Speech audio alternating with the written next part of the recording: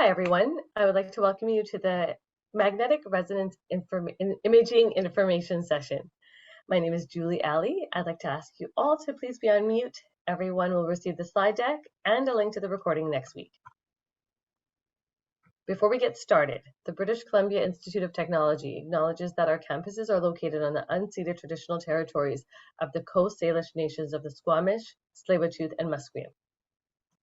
And with that, I'd like to pass it over to Ray Lee, our program head, who will be presenting this evening's session. Hello, everyone. Good evening. So thank you, Julie, for the introduction. So once again, my name is Ray, and I'm the program head for the BCIT MRI programs. We're going to be touching upon two different programs. First, we're going to be talking about the Advanced Certificate program, and then moving on to the Diploma program, which is probably what most of you are interested in. Before we start doing a little bit of a dive into what MRI is first, we're just going to put out a quick poll out there. So I'll just get Julie to launch the poll. Okay, so what does a patient have to wear when they get an MRI? Okay, so we have a winner of 55% with earplugs, second place lead apron 35%, and protective eyewear at 10%. So the correct answer would be earplugs. So for those of you who have had an MRI before, maybe have known someone or accompanied someone to the MRI department, the machine is very loud while we are acquiring the images. So we ensure that we protect the patient's hearing by giving them earplugs and sometimes even headphones. Okay, so we're going to get into what is MRI. So just to give you a bit of a background of what it is.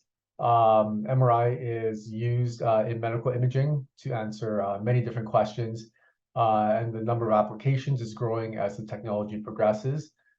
This modality is considered a baby compared to some of its other modalities, such as X-ray, nuclear medicine. We've only been around for about 40 years. So that means that the advances in technology in this modality is rapidly growing and that there are continuous changes. So if you're a person that likes technology and likes to deal with different pieces of technology as they come out and be at the forefront of that, this is a great modality to be a part of. The MRI machine itself consists of a very strong external magnetic field that has to be cooled down to negative 269 degrees Celsius. And the external magnetic field aligns the protons in your body as the patient lays in the MRI machine. And then radio frequencies are then sent in to interact with the protons in the patient's body. And that energizes these protons, which then relax. And then the signal that is emitted is captured by antenna or a camera or what we call a coil. And then that's how the images are formed. The strength of a standard MRI machine is generally about 66,000 times of the Earth's magnetic field. So it's a very, very strong magnetic field that we are placing the patient in, and that where the technologist is also having to go into the room. So what does an MRI machine do? So it produces sectional anatomy in any spatial direction. So it's fairly similar to computed tomography or CT scan. The major uses of MRI is using to visualize the brain and the spinal cord of patients. So we do a lot of neural studies. We also do a lot of joint and muscle imaging because it visualizes soft tissue a lot better than some of the other modalities like CT or X-ray. MR is really good for visualizing strokes, different types of cancers, and also looking at the blood vessels and the heart. Those are just some of the exams where MRI really, really excels, but it can image any part of the body, and it's being more widely used in clinics and hospitals. One of the big perks is that of MRI is that there is no ionizing radiation that is used, unlike X-ray or CT. So this profession is quite safe for patients coming in for an MRI scan, and also the technologist and being in an environment that doesn't have radiation. So if you're kind of worried about that, MRI is a good consideration for you. On the next slide, we're going to go and show you just a simple scan through the cervical spine or your neck. We're looking at it from the side or a sagittal view.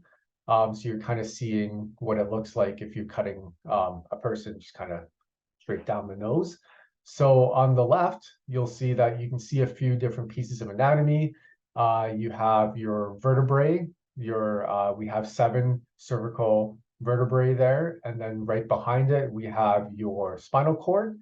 So on the left side is supposed to look fairly normal, and then on the right side we have the same MRI. So once again, it's a sagittal view of the C-spine, and then if we look down about halfway through the image, there's a prominent bulge coming out from behind the vertebrae. So this is a disc protrusion. So MR, once again, is just very good at looking at soft tissue structures in comparison to X-ray or CT, where bones are better visualized there generally. So for any soft tissue structures, any neural studies, MR is quite a good modality to look at. So we can see the bulging of the disc, which is impinging the spinal cord, which could be giving the patient neurological symptoms such as numbness and tingling, maybe going down one side of their shoulder and going down to their arms and fingers. So this would be a good example of like text necks. So that would be like extreme flexion of the neck, looking down at your phone all the time, and then kind of causing that disc herniation. And then once again, kind of going back into the spinal cord, impinging the spinal cord itself. So how do we make MRI images? So as I previously stated, we're looking at interacting with the patient's protons, using radio frequencies to interact with those protons to exchange energies, and then using that strong magnetic field, which is the actual MRI machine itself, to align the protons so we have a better and easier way of interacting with those protons. So on the next slide, you'll see a little graphic that shows the Earth's magnetic field, and then what the strengths are compared to the Earth's magnetic field to our standard MRI machines. Perfect. So we have our small Earth's magnetic field, which is 45 microtesla. And then when we are talking about MRI machines, we are looking in units of Tesla. So a standard MRI machine that you'll find in most hospitals and clinics are at 1.5 Tesla, which is about 33,000 times the Earth's magnetic field. And then we have the 3 Tesla, which is what a lot of hospitals are getting with their new MRI magnets. So it's a stronger magnet at about 66,000 times Earth's magnetic field. So it's a very strong magnetic field, like I said, for those who have had MRIs, or once again, have accompanied a friend or family member to the MRI department, knows that there's a screening process involved where we have to make sure the patient is safe to go into that type of environment where there's a strong magnetic field that may interact with anything that may be inside the patient's body that shouldn't be in there. So on the next slide, we're just going to describe where you might see an MRI machine. So if you come into our program and you graduate from our program, you can work at a hospital or a clinic or even mobile units. If you go to a hospital or a clinic, you'll always notice that the MRI machines are on the ground floor, and they're rarely seen on floors that are higher than that. That's because most MRI machines weigh about 4 to 7 tons. So that's the equivalent of like an adult elephant. So it's really heavy. There's a bit of infrastructure and things like that to ensure that the floor is stable when they're doing an MRI machine install. So there's a lot of concrete that has to be poured down. The cooling system and the magnetic coils within the actual MRI machine too contributes to that weight. So if you're ever looking for the MRI departments, always look on the basement or the ground floor. Okay, so now that we've kind of given everyone an introduction to what MRI is, we're going to explain the 2 program pathways that we have here at BCIT. So the one we're going to talk about first is the advanced certificate. So this pathway is going to be for those individuals who already work in another imaging modality, such as sonography, X-ray or medical radiography, nuclear medicine or radiation therapy. And this is an online part-time program. And then once we go over the advanced certificate program, we'll go over the diploma program pathway, which is an in-person full-time program. And this is for students that do not have previous healthcare experience or have completed a diploma or a bachelor's in a different modality.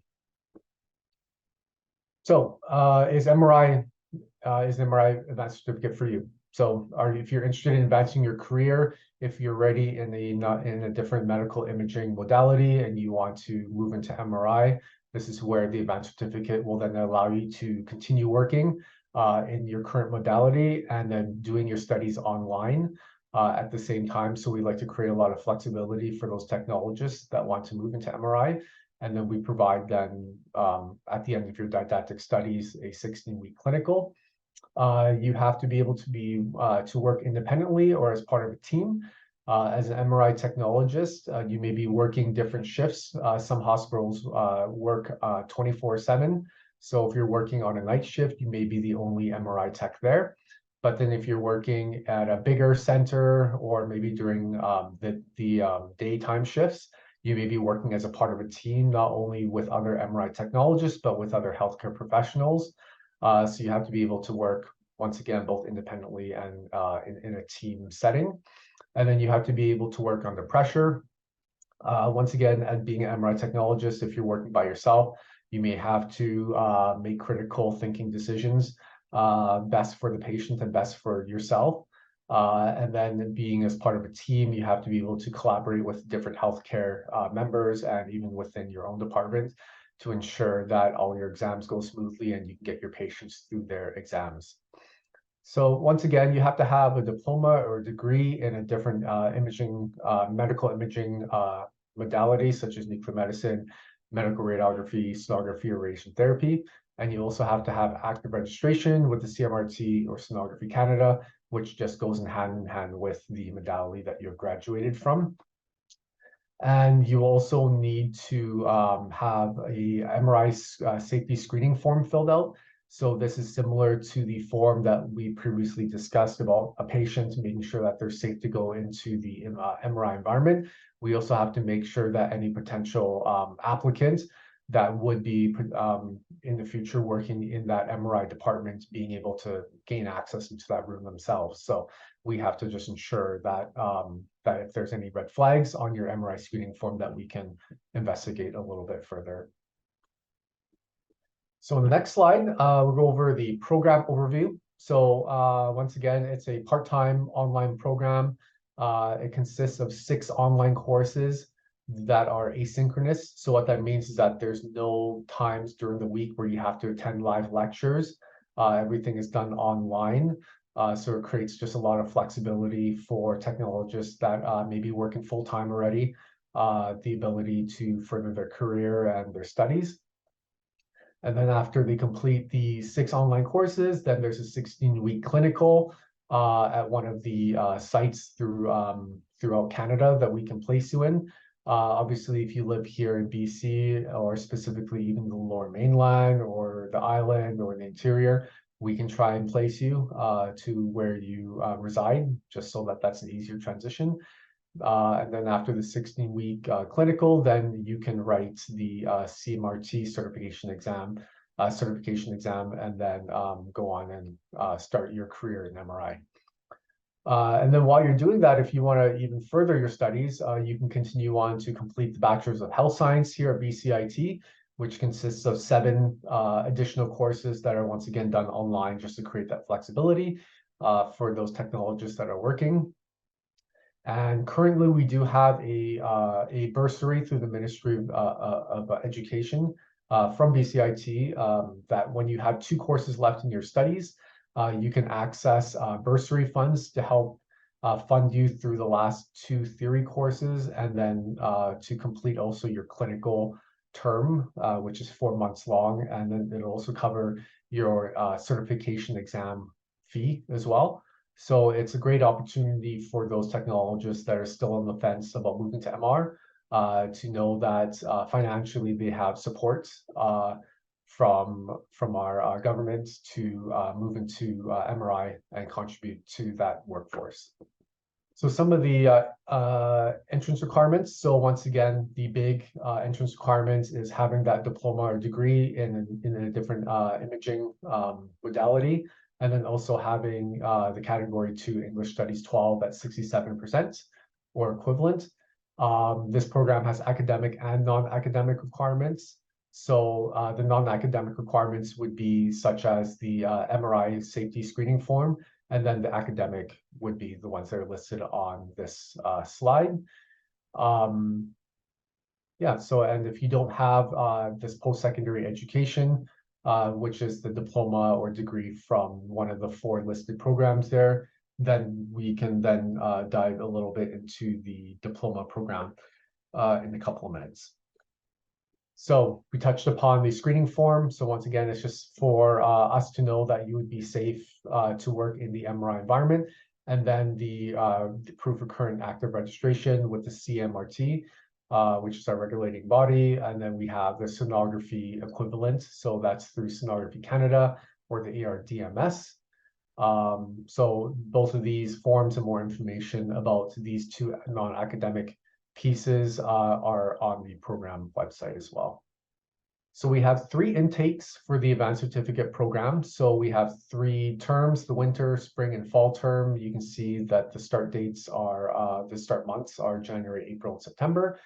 We do accept applications all year round, but we only have 3 intakes or 3 terms.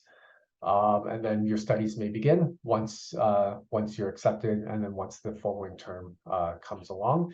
The maximum time to complete the program is 3 years.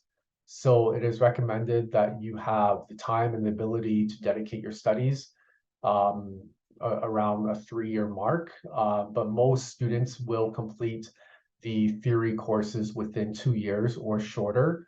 And then we always recommend that you enroll in your 16-week clinical right after your theory courses, just to ensure that there's no knowledge gap and that you're moving to clinical straight after all of your theory and that you have that all under control. And then obviously then once you finish your clinical and finish the program, that you write that certification exam right after as well. Okay, so that wraps up the advanced certificate program. So we're going to now go into the MRI diploma program. So it is a 2-year full-time program, and it's all on campus for the first year, where we cover all the theory or didactic courses on campus. And then we send you off for a 1-year clinical placement. So as you can see, there's a really nice split of your academics and then 1 year to really hone in your practical skills afterwards.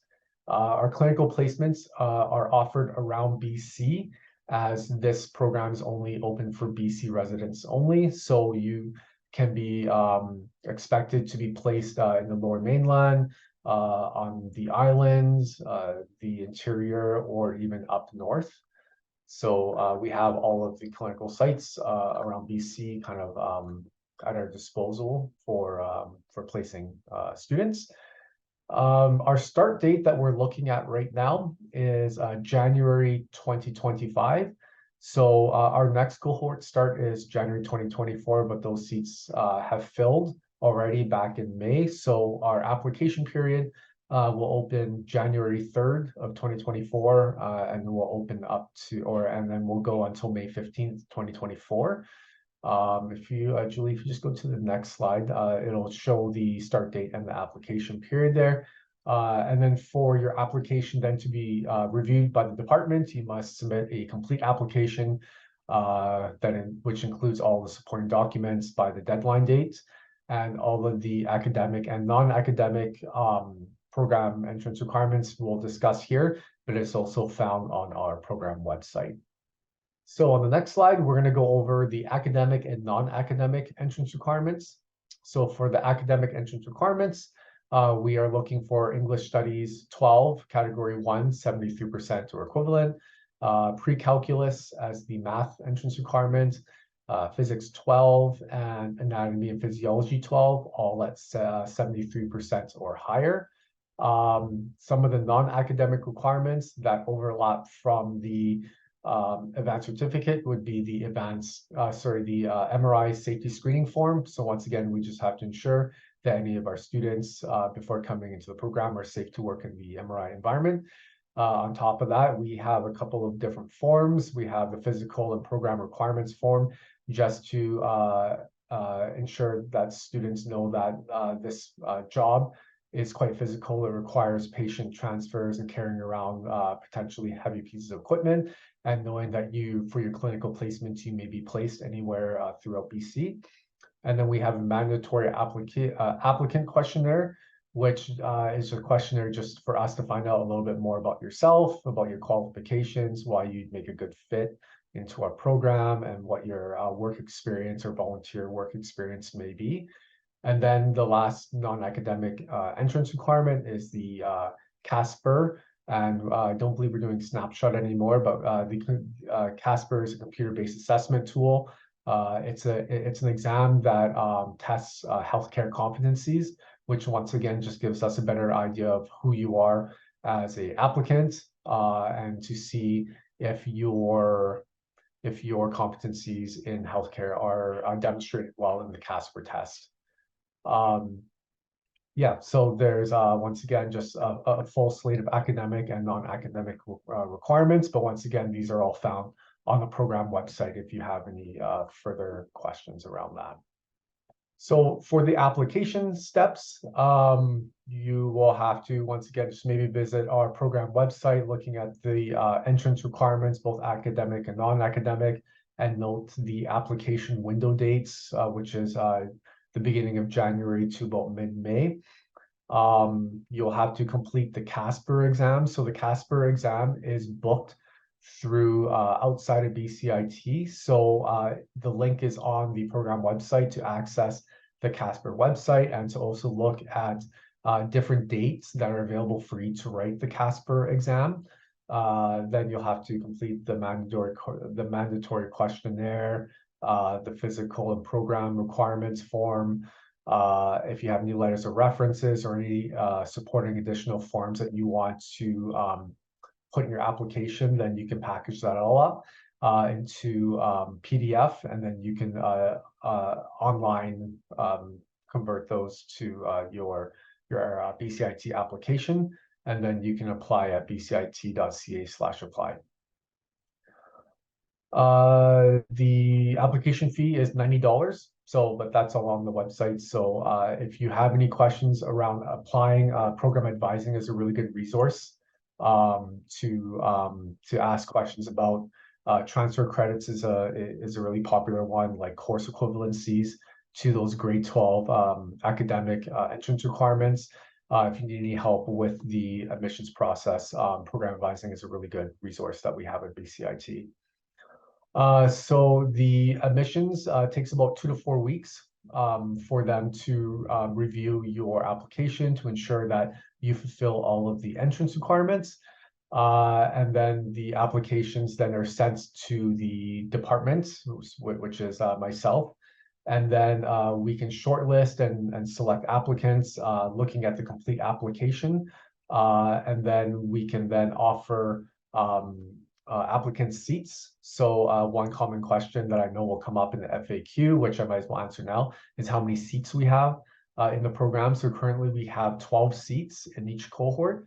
So it is quite competitive. So if we revisit the non-academic entrance requirements, you just want to make sure that you are coming with a very strong application. And there are shortlisting criteria that are on the program website as well. If you're wondering what could make your application stronger, there's a nice list on the program website. So once you're offered a seat, you would have to pay the commitment fee of $500, and that's to hold your seat in the program. And then tuition for the first term is due 60 days before the start of classes. You'll be informed through an electronic letter from the BCIT's admissions department of a conditional seat that would be offered to you. So the career outlook for MRI technologists, as you've probably read in the news or have heard from maybe friends and family, that medical imaging itself is very short-staffed right now. So that does not exclude MRI technologists. A lot of MRI departments are are very short-staffed right now. So, and the field is currently expanding. There's a lot of new MRI magnets that are being put into either existing hospitals or even new hospitals like St. Paul's. So there's a lot of hours and a lot of technologists that are going to be required to run these new machines in these new departments. So as of right now, there's over 30 postings in BC that are unfilled right now. So graduates from the program definitely don't have an issue getting employment and having their choice of lines and hours that they can work. So, you know, when I graduated, I had to go through night shifts. The graduates nowadays don't even have to do that. They can go right into day lines and weekdays, whatever suits kind of like their life schedule. There's a lot of lines and different hours that you can work in the MRI departments that'll have a good balance of that. So we can jump into some testimonials. We have 3 today, I believe. So the first one is from Cassidy. I taught Cassidy at BCIT through the X-ray program and also through the MRI program. So I've been with Cassidy for a number of years now, and it's been such a pleasure to see her kind of grow from the X-ray program and then moving into the MRI program, and then graduating from that, now working in MRI. She had received the highest mark in Canada in her certification exam rights in one of the sittings. So I was really proud that, you know, she was able to achieve such a high mark. And like I said, I'm not surprised that she had achieved, you know, the highest mark, as she's a very strong student. So some things that she really liked were about MRI is the anatomy and physiology. We have great images that come out through MRI. So if you have an appreciation for anatomy and physiology and pathology, MRI, once again, an awesome modality to join. The next testimonial is from Harmon. Harmon was one of the first students that I taught through the MRI Master Certificate program. He currently works as an MRI technologist as well, and I believe we have a video of him, so I'll get Julie to play that when we have that ready. Hello everyone, my name is Armin and I'm a recent graduate of the MRI program at BCIT. I just wanted to take this time to share a couple things about the program. First and foremost, I liked how each module and course was set up as a building block towards your clinical session and ultimately becoming an MRI technologist. As a practicing MRI technologist, I really enjoy working with a vast diversity of people from neonates to geriatrics, especially in finding a diagnosis for their symptoms or their disease. I hope this little snippet helps you in your journey in becoming an MRI technologist. I wish you all the best. Thank you, Julie. Harmon had also put down a written testimonial, but we'll just quickly skip over that. And once again, Julie will send out the slide deck and the recorded version of this info session so that you can pause and read that if that interests you. And our last testimonial, I'm really excited to introduce. Her name is Laura. She is a student in our MRI diploma program. We've never had a testimonial or a student from the MRI diploma program be available to give you know, a little 1-minute talk or so about their experience in the program. So I'll turn it over to Laura. Yeah, Ray asked me to speak a little bit about what it's like being in the program with no previous medical imaging experience. I was also at the BCIT Big Info session 2 weeks ago, and the most common question I got was, is it hard? And is the physics difficult? So I'll answer those. Is it hard? I'm not finding the academics challenging. I'm finding the time management skills challenging and the burnout challenging.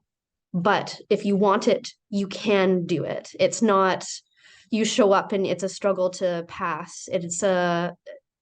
And everybody wants you to succeed as well. All of the teachers are all working techs. If they're not working techs, they all have PhDs in their respective field, and they're all excited that we get to be their coworkers one day. So I've never been in a program that's so encouraging and just awesome to be working with my classmates and my instructors as well. It feels really supporting. Perfect. Thank you. Laura will also stick around for the questions and answers. So if there's any questions that you'd like to ask Laura yourself about anything, from the student's perspective, feel free to ask those questions. All right, so the next slides, I will hand over to Julie.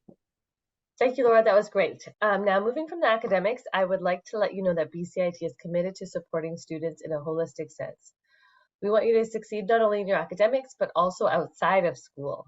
Some of the student services are available to you as a prospective student, and others will be available to you once you become an enrolled student. Here are some of the important student supports that I'd like to mention.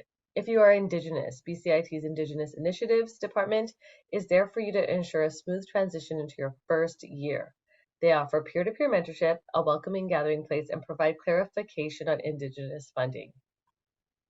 BCIT awards, scholarships, and bursaries are listed on our Financial Aid and Awards webpage. I would like to mention that we have a President's Entrance Award. Selection is based on academic achievement, and volunteer and community service is also considered. Please contact Financial Aid directly for more information. BCIT is committed to providing assistance to students with permanent or temporary disabilities. If you have been accepted to a program and believe you may need accommodation to be successful, I encourage you to connect with our Accessibility Services Department. We have our Student Health Services, which is a health clinic located on campus, and they provide medical care for students year-round. We have counseling and student development to help you enhance your educational performance and maximize your success as a student. And last but not least, recreation services, which promotes and encourages and enables a practice of physical well-being. That's an actual gym on campus. There's a rock climbing wall. There's a yoga room. There's on-campus showers. So it's a really fully functioning recreational services facility that's available to you as a student. Now with that, I'd like to talk a little bit about program advising. If you have any questions about your application process or the admissions process, please don't hesitate to contact program advising. They can answer your questions regarding everything from entrance requirements to the process, student resources, success strategies, program schedules, and everything else under that umbrella. We're able to assist you on specific days via telephone, email, or in-person or virtual appointments. Go to the webpage, bcit.ca/advising for the most up-to-date contact information and service hours. If your inquiry is time sensitive, please call us during our telephone advising hours. This is the best option to get your questions answered quickly. Here are our social media handles. We do post regularly. I invite you to look at any one of these to get an in-depth look at what our students are doing, what our faculty are doing, or what we're just doing in general on campus. To learn more at BCIT, click on any of these links. You'll get this, this also in the slide deck, which will be emailed to you next week. Now I'd like to open it up to the questions and answers portion, which we've had a flurry of activity in the chat. So I'm going to lean on Maggie to see what has been left unanswered. Sure, absolutely. Ray, there was a question, and I guess you kind of did touch on this when you were saying how employable the grads were immediately after graduation, but a question specifically was asking, are there opportunities for part-time employment for graduates from the diploma? So I guess this person just wants to work part-time. Is that possible? Yeah, good question. Yeah, so there's a bunch of different flexible lines that are created in the hospital to accommodate those who only want part-time or even casual work. So there are casual status employees where they can pick and choose which hours, which shifts, what days they want to work if they want a lot of flexibility. Then there's also part-time lines that can range from 2 days a week all the way up to 4 to 5 days a week. So you can work in the pay period, which is 2 weeks, you can work 9 shifts, and that would still be considered part-time, so not the full 10. So yeah, so that creates a lot of flexibility for those who maybe have children or have other things in their life that they want to do instead of just working full-time. So yeah, there's definitely a lot of flexibility there. That's great. And then somebody else was asking for the bursary that you were talking about, Ray. It says it's available for out of province students as well. Yeah, so the bursary program is only for BC technologists, and that's only available for the advanced certificate program as well. For the diploma, there is no bursary per se at this moment, but for the bursary program that we're running right now, it's only for the online program and only available for BC technologists. Okay, great. And then another person was asking, how many students are typically in the advanced certificate, like in each class usually? Yeah, I would say there's quite a big range, I'd say from 10 to 20, usually about 15 to 18 is the norm per class. We don't restrict numbers for enrollment with the exception of intaking 18 new BC students. And that's just to accommodate the amount of clinical seats that we have in the province. And with those students probably wanting to stay within BC. But aside from that, we haven't been close to those enrollments in terms of just BC students. So really there is no sort of cutoff in that sense. Okay, great, thanks. And then another person was asking, how much time are students realistically expected to put in per week in order to complete the part-time, I guess, the advanced certificate program within 2 years? And would it be realistic to keep working part-time along the way? And I don't know if Laura could talk about this. I believe, Laura, you're in the diploma program, or if Ray, you wanted to respond to this as well. Yeah, if this is for the advanced certificate, I can answer that. Okay. Generally, students take the first course by itself because it's a prerequisite for all the other courses. I would say weekly, it's 2 to 4 hours a week, depending on how much you want to put into it. And then after that, the remaining 5 courses can be taken in tandem with each other. So usually students will take 2 to 3 terms to complete the remaining 5 courses. And once again, we probably expect 2 to 3 hours per course per week. So if students are taking 2 courses, they're generally spending about 5 to 6 hours a week on course load. But I think having that asynchronous delivery where there's no lectures you have to attend to and everything can be done kind of around your work schedule, I think creates enough flexibility to find that 5 to 6 hours a week if you're taking 2 courses in order to kind of accelerate yourself a bit quicker through the program. But if you're unable to do that and you want to take just 1 course a term, I would expect 2 to 3 hours, I would say, which then can be carved around your personal life and outside of work. Okay, great. And then another person was asking, as part of the physical requirements for the program, how much do you usually need to lift? And is this program then not recommended for those who cannot be, or who are not rather that strong physically? I wouldn't say there's like a number that you have to lift in order to be successful in the program. I think it's just more of just being aware that in the hospital environment, there are patients that will require help with moving around and transferring around. So what that might mean is that patients may need to be slid from one surface to the other, or may need help sitting up, or that you may have to be able to push a stretcher or a wheelchair with a patient in there.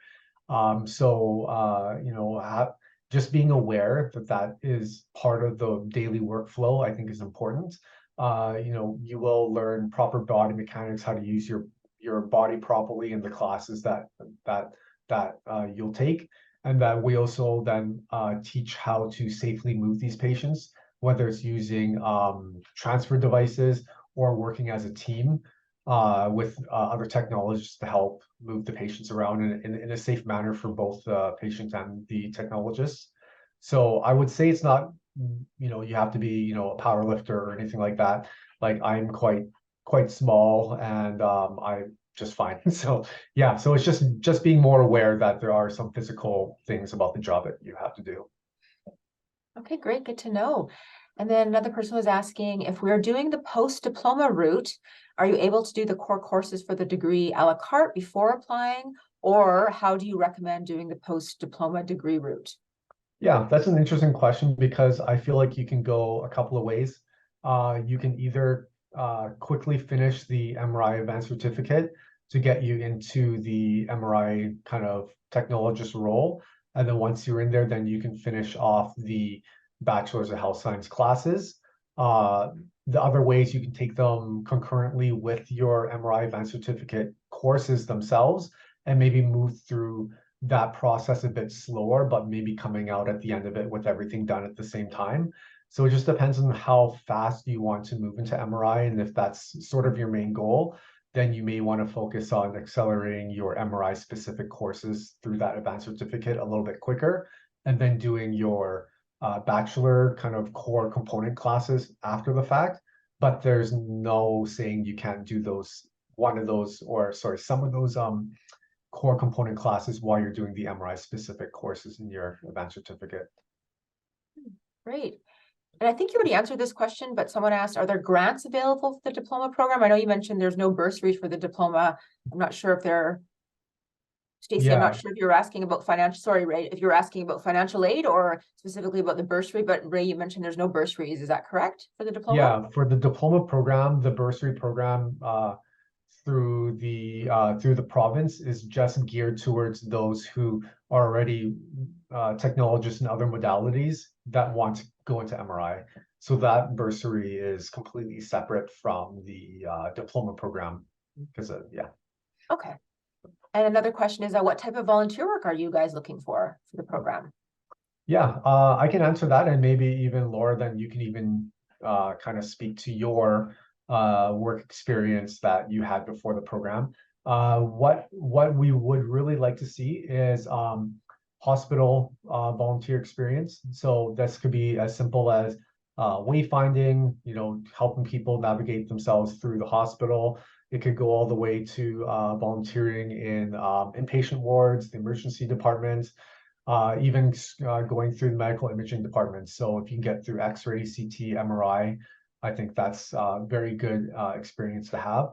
We're essentially looking for volunteer experience where you have direct communication with patients. So then we are aware that you kind of know what the hospital environment is like, and that you find yourself comfortable speaking and conversing with patients. If you're unable to get hospital experience, because sometimes that's hard depending on the hospital sites that you have around where you live, work experience that is geared towards customer service, where you are having, once again, to converse with different types of people like you would in the MRI department, where you're working with different type of patients. Kind of just seeing what your people skills are, especially in environments that could be proven quite challenging, where you're going to get a whole wide variety of different people. So like, if you work at a restaurant, customer service, customer relations, those are all really good, experiences to bring into the program. Laura, I don't know if you want to speak to what you brought to the program in terms of worker experience. So the hospital that I lived near had a volunteer program. I did that. I first volunteered in their X-ray department. And then when that opportunity closed, I moved to the TLC volunteering. So I basically went around and I just visited patients recovering in the PATH unit. I think when I applied to the program, I had 60 hours on my application. But I also have 7 years of customer service experience. Also, when you apply, they give you like a little kind of essay portion to basically sell yourself why you think you're a good fit for the program. And if you think that you have skills that are can be directly applied to kind of what Ray was saying, so like interacting with patients and stuff like that, that's where I sold the skills that I thought that I had. And I think that really got me into the program. I think they're looking for that kind of human interaction experience rather than like high grades. So if you've applied and haven't gotten in, rather than retaking a course for a higher grade, I'd recommend more volunteer experience. Great, thanks, Laura. Another question, Ray. The person's asking, is it expected that there will be continued opportunities for growth in this field? Yeah, there's different pathways you can take post-graduation.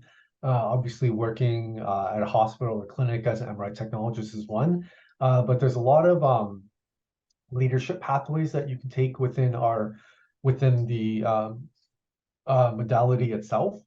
So there's always supervisory leadership positions, managers and directors.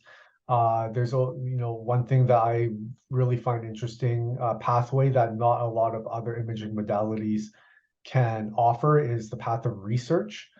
So there's a couple of really great research facilities in the Lower Mainland that does a lot of research with, in tandem with different modalities, testing out different drugs on patients and then scanning their brain, things like that. Like, I feel like that's a really niche avenue which could cater to certain people that are interested in that type of field. There's also sales, sales is always a big thing with healthcare. So you can always move into sales. You can be a rep for, a company that, manufactures the MRI magnets or, accessory equipment.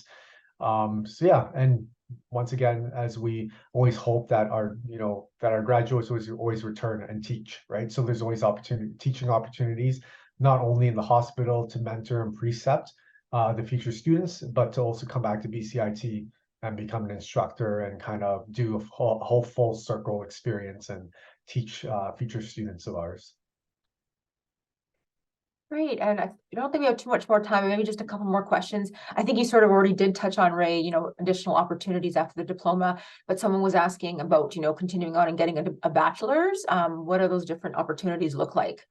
Yeah, for the bachelor's program, there's nothing available through BCIT at this point, but I think there are going to be future conversations because there are a lot of medical imaging diploma programs here that could benefit from maybe a bachelor's option.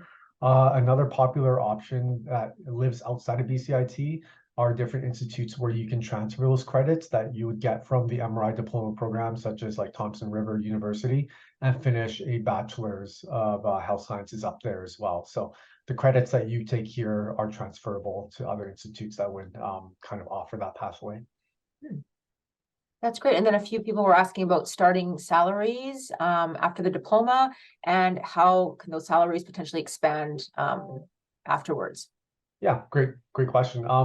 So a couple of months ago, the union signed a new agreement where MRI technologists actually got quite a sizable raise, especially compared to some of the other imaging modality professions. So at the top of the wage at the hospital, I believe it's about $50 an hour as a top waged MRI technologist, which comes with just years of seniority. At the lower range, I believe it starts off at about $42 or $43. So at the end of 6 years at the hospital, you get to the top wage. So right now, I think it's sitting at about 50. And then once again, if you go into leadership roles, then you get additional wage increases on that. But I would say that the MRI technologist and the profession itself got quite a sizable raise with the new contract. Awesome.